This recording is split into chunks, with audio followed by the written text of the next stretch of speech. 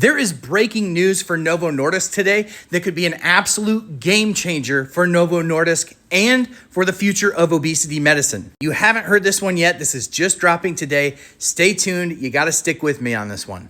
Up until today, CagriSema, which is in phase 3 clinical trials, had to be delivered to patients in a special dual-chambered pen. Why is this? Well, when you combine caglarinotide and semaglutide, which are two different molecules, into one formulation, they don't both stay stable. This requires each molecule to be held in dual chambers in order to stay stable.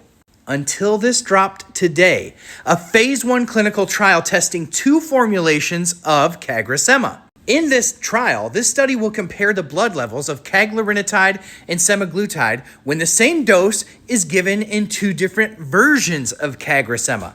CagriSema again combines caglarinotide and semaglutide. It's still being tested in studies and is not yet available for doctors to prescribe. Participants will get an injection of each with each of the two versions of CagriSema at two different times at the clinic.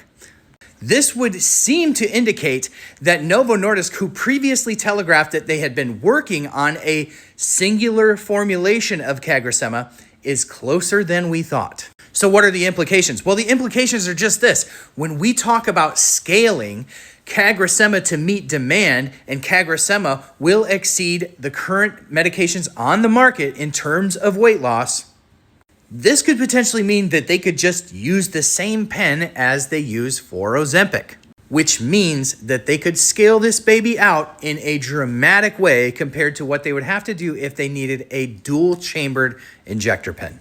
Great day for Novo Nordisk. Great day for accessibility.